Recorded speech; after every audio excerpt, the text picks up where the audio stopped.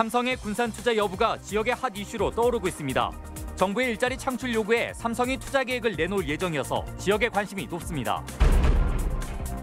냉방 시설 없는 찜통 터미널의 일부가 개선됐습니다. 장수군이 가장 먼저 터미널에 냉방기를 설치했습니다. 터키 정부가 코란을 전주 한지로 만들어 화제입니다. 천년을 간다는 전주 한지의 우수성이 이슬람 세계에도 알려지게 됐습니다. 여러분 안녕하십니까? GM 군산 공장과 조선소 폐쇄로 침체를 겪는 군산은 문재인 정부의 큰 숙제 가운데 하나입니다. 재계가 정부 정책에 화답하며 잇단 투자 약속을 내놓고 있어 군산 투자가 이루어질지 관심입니다. 강동엽 기자입니다.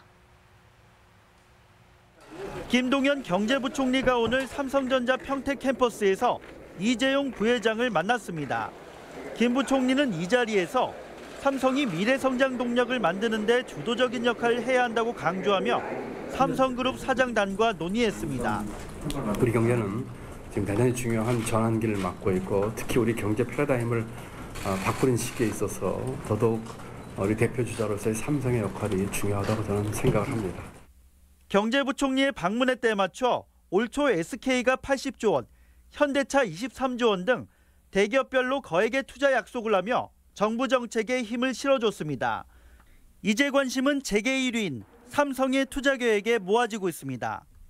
특히 전라북도 입장에서는 삼성이 군산이나 전북 지역에 투자할지 촉각을 곤두세우고 있습니다. 지난달 문 대통령이 인도 방문 때 이재용 부회장에게 국내 일자리 창출을 주문한 이후 삼성이 군산 투자를 검토하고 있다는 재계 안팎의 추정이 흘러나오면서 전라북도와 군산 지역의 관심도 높아지고 있습니다. 김 부총리와의 만남에서 삼성은 투자 계획이나 구체적인 대상은 전혀 발표하지 않은 상황. 이런 가운데 삼성전자 관계자는 전주 MBC 취재진과의 통화에서 지역 일자리 사업도 사업성을 판단해 나설 것이라며 군산 투자 가능성에 긍정도 부정도 하지 않았습니다. 군산도 전기 상용차 글로벌 전진 기지로서 최근에 각광을 받고 있고요. 삼성이 우리 지역에 투자를 한다 그러면은 서로 윈윈하는. 삼성은 이달 안에 신성장 산업 투자와 고용 창출 방안 등을 담은 대규모 투자 계획을 발표할 것으로 알려졌습니다. MBC 뉴스 강동엽입니다. 시군 버스터미널에 냉방기가 없어 이용객들이 큰 불편을 겪고 있다는 보도 해드렸었는데요. 전주 MBC 보도 이후 자치단체들이 하나둘 에어컨 설치에 나서 이용객들이 한숨을 돌리게 됐습니다. 박연성 기자입니다. 큼지막한 이동형 에어컨이 시원한 냉기를 내뿜습니다. 지난주까지만 해도 폭염에 땀을 흘려야 했던 이용객들은 편안하게 버스를 기다립니다. 장수 시외버스터미널 대합실은 냉방시설이라고는 낡은 선풍기 몇 대가 고작이었지만 전주 MBC 보도 이후 시설 개선이 이루어진 겁니다. 좋죠. 시원하지. 막 그러면 후끈후끈 앉았던 데야. 저 갖다 놔서 새 군수님이 갖다 놨다네요. 인근 장기의 버스터미널에도 장수와 마찬가지로 이동형 에어컨이 설치됐습니다. 에어컨이 놓인 뒤로는 버스 이용객뿐 아니라 관내 노인들의 무더위 쉼터 역할까지 하고 있습니다. 여기서 맨날 쉬고 이제 바람 쐬고 이제 쉬갖고 있다가 이제 차 시간 되면 가고 그러지. 찜통 터미널 보도로 시설 개선이 이루어진 곳은 장수 지역뿐만이 아닙니다. 완주 고산 터미널에는 임시로 대형 팬 선풍기가 설치됐고 군산 버스터미널에는 이번 주 중에 냉방 시설이 설치됩니다. 그러나 대다수가 자치단체의 일시적인 지원일 뿐 버스터미널을 소유한 민간 사업자들의 노력은 미미한 상황입니다. 수십 년째 달라지지 않는 찜통터미널을 근본적으로 개선하기 위해서는 더 많은 고민이 필요해 보입니다. MBC 뉴스 박연선입니다. 28일째 폭염특보가 이어진 전라북도 낮 기온은 순창 36.7도, 무주 36.2도, 남원 36.1도 등 대부분 지역에서 35도를 넘어섰고 자외선과 오존도 강했습니다. 기상청은 입추인 내일을 포함해 다음 주 내내 낮 기온이 35도까지 치솟는 폭염이 계속되겠다며 온열 질환에 주의를 당부했습니다. 천년을 간다는 한지의 보존성이 전 세계에 알려지면서 문화재 복원에 한지가 널리 사용되고 있습니다. 이번에는 이슬람 경전인 코란이 한지로 만들어졌습니다. 이경희 기자입니다.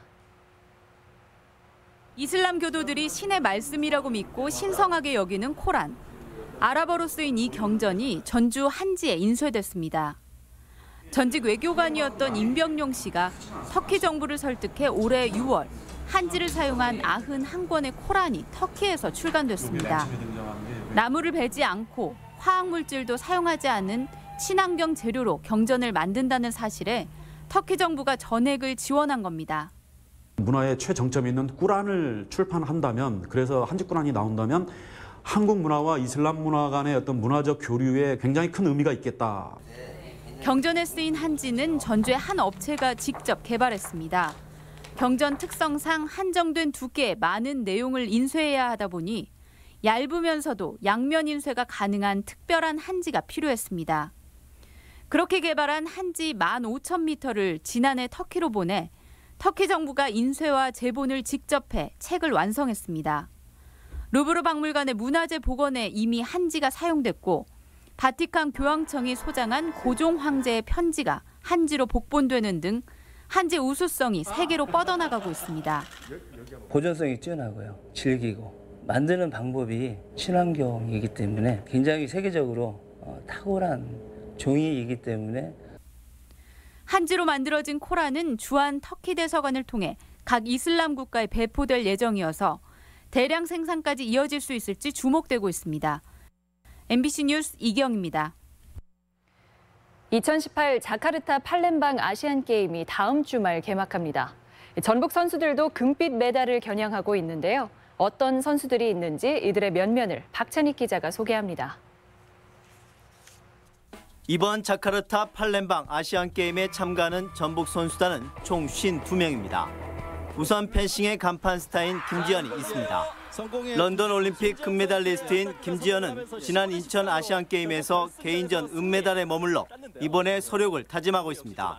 아시아 선수들이 많이 올라와서 조금 힘들 수도 있지만 무조건 결승 간다고 생각하고 개인 1등, 단체 1등을 노리고. 수영, 배영 50m에 출전하는 전주시청의 강지석도 금빛 메달에 도전합니다. 강지석은 지난 4월 국가대표 선발전에서 한국 신기록을 세워 유력한 메달 기대주로 꼽히고 있습니다. 제 지금 공식 기록이 아시아 선수들 중에 제가 2위거든요. 좀 더 줄여서 1등을 하는 게 제 목표이긴 해요. 배드민턴 남자 단체전에 출전하는 서승재와 김재환, 역도 여자 75kg의 문민희도 메달 사냥에 나섭니다.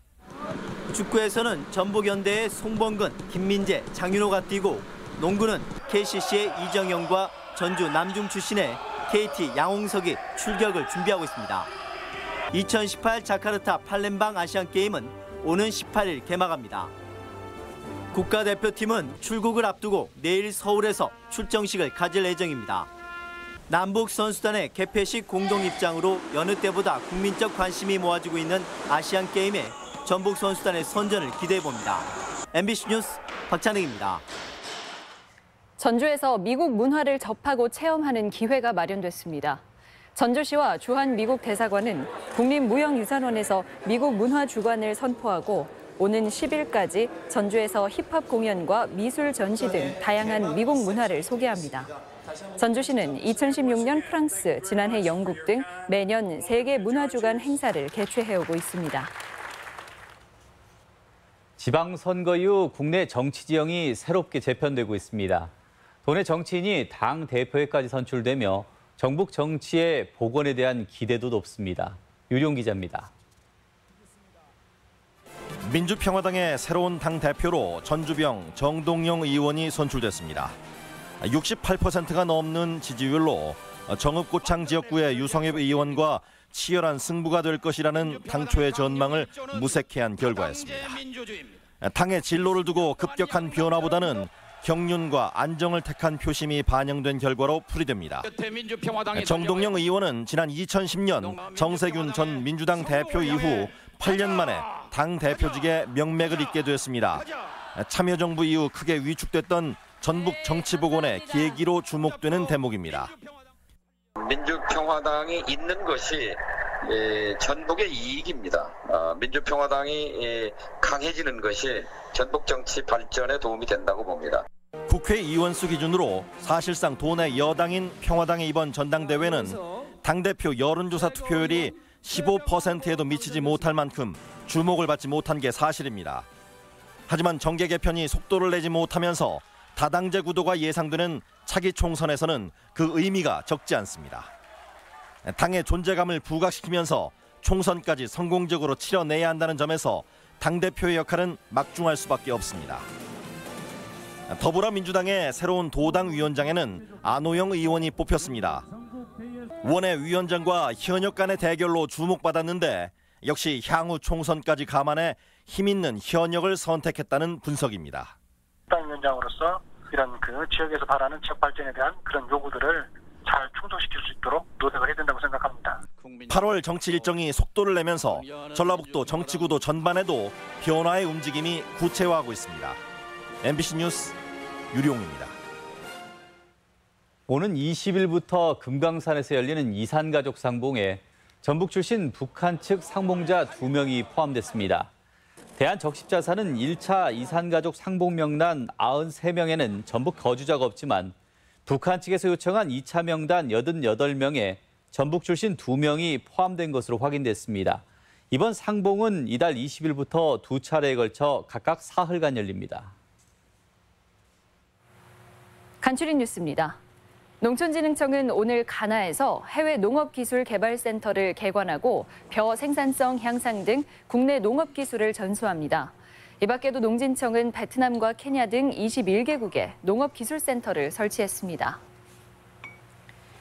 전교조 전북지부는 기자회견을 열고 고용노동부 자문기구인 고용노동행정개혁위원회가 전교조 법외노조 통보에 부당한 압력이 존재한다고 밝혔다며 정부가 법외노조 통보를 직권 취소할 것을 요구했습니다. 군산경찰서는 지난 6월 17일 밤 군산시 장미동의 한 주점에 불을 질러 33명의 사상자를 내 구속된 55살 이모 씨에 대해 방화치사 등의 혐의를 적용해 검찰에 넘겼습니다. 110년 된 옛 군산세관 본관이 국가지정문화재인 사적으로 지정 고시됐습니다. 문화재청은 이 건물이 1908년에 건립돼 개항 초기 서양식 건축 기법을 잘 보여주고 원형도 잘 유지되고 있다며 사적 제545호로 지정했습니다. 간추린 뉴스였습니다. 오늘 오후 4시쯤 정읍 덕천의 한 주택에서 불이 나 집안에 있던 44살 김모 씨가 숨지고 소방서 추산 2,500만 원의 재산 피해가 난 뒤 30분 만에 꺼졌습니다. 경찰은 전자제품 합선으로 불이 났을 가능성이 있는 것으로 보고 화재 원인을 조사하고 있습니다. 민주당 최고위원 후보인 유승 의원은 오늘 전북을 방문해 유일한 전복 연고자임을 강조하며 스마트 농생명밸리와 새만금 신공항 건설 등 전북 발전을 챙기겠다고 밝혔습니다. 유 후보는 또 24년 민주당 지킴이, 여성 대표성 등으로 문재인 정부의 성공을 뒷받침할 수 있다며 도민들의 지지를 당부했습니다. 폭염에 양계 농가들이 입식을 포기하는 등 경영난을 겪고 있습니다. 지금까지 전북권 뉴스였습니다.